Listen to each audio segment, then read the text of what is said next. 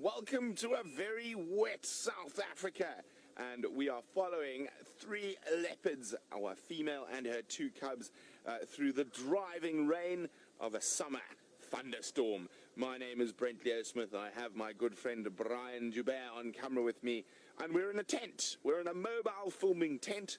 We've basically constructed a tent around the vehicle, so rain or shine, we can bring you live African wildlife.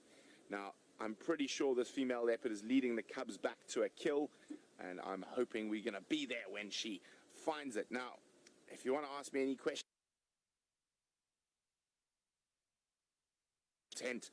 let me know by just popping on the. It'll be great to hear from you. Also, remember, that's the young male. He's nearly the same size of his mother. Incredible. Where'd that little female go? I'm just going to try. Now, I'm pretty sure Mom's caught something last night.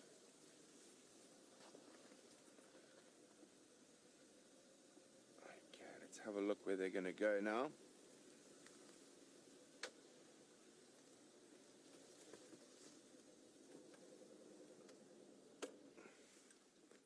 Look at that. Now, Greer says they seem so unconcerned with the vehicle.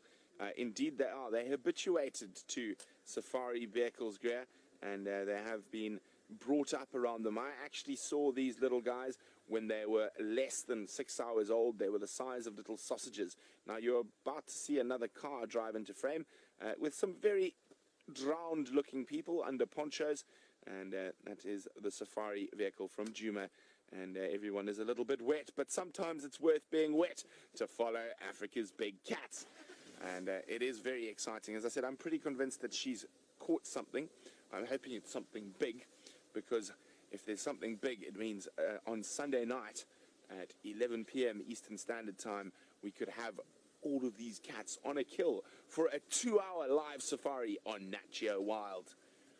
We're going to keep following them now and see where they lead us. Now, of course, rain can prove quite challenging while filming, but it is really wonderful and important. And we are, of course, really deep in the African bush. We're in the 8.5 million acre unfenced wilderness national park. We're in the sort of central and western sectors.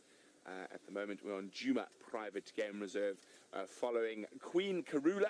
Karula is the mother leopard of those two little ones who are running around with her, and the little ones are Shongile and Hosanna, and they are what we call our Djuma royal family. So she is the dominant female in this area, so she's the leopard we probably see the most of. Now, I'm very excited to see where she's leading us. And I would say we've probably had 10 mils of rain so far this morning, but it keeps us nice and wet. And you must remember that last year was the biggest drought we've had in 110 years. So very, very exciting that we're getting this wonderful life-giving rain.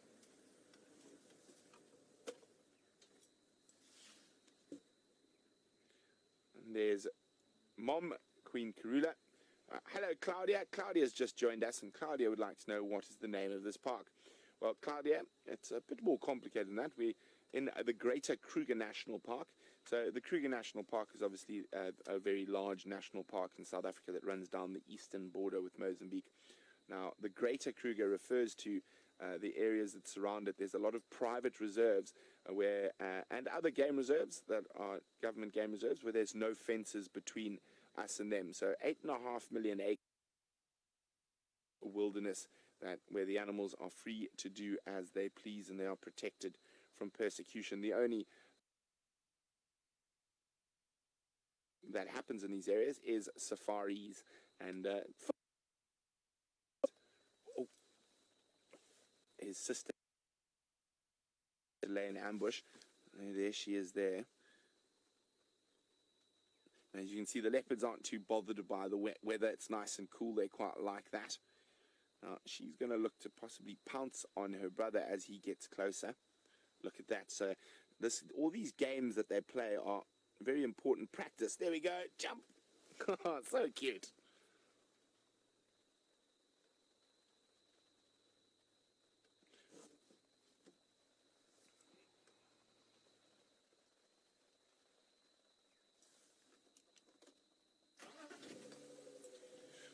Hello, John. John says, am I right in saying just because they're habituated to the vehicles doesn't mean they're any less dangerous? You are spot on, John. These are still wild animals. And even though they are habituated to safari vehicles, if you had to walk into them, it would be slightly different. Leopards will normally, unless you really put a lot of pressure on them, will try and move away from you rather than engage you. But they can, if cornered, be one of the most dangerous animals in Africa.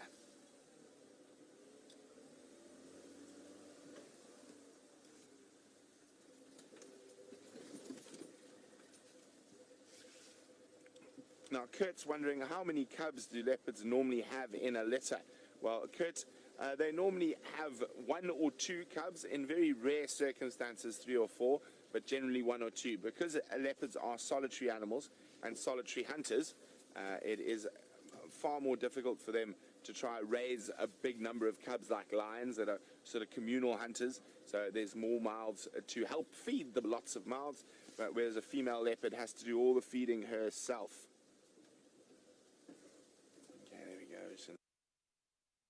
There we go. Let me lift my little rain flap out of the way here. That's the little female, Shongile, which means exquisitely beautiful. And there's mom and brother, Karula and Hosana.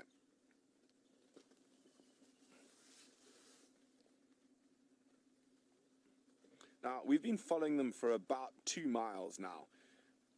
I think they must be getting quite close to where whatever she's caught for dinner is. They are very playful in this cold weather, running about.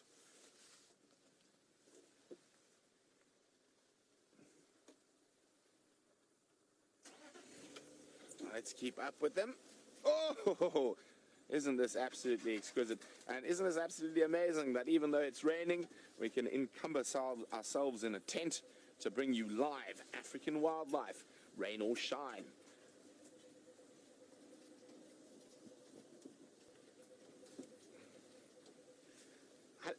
Hello, Terry. Terry would like to know, what is the greatest enemy of a leopard?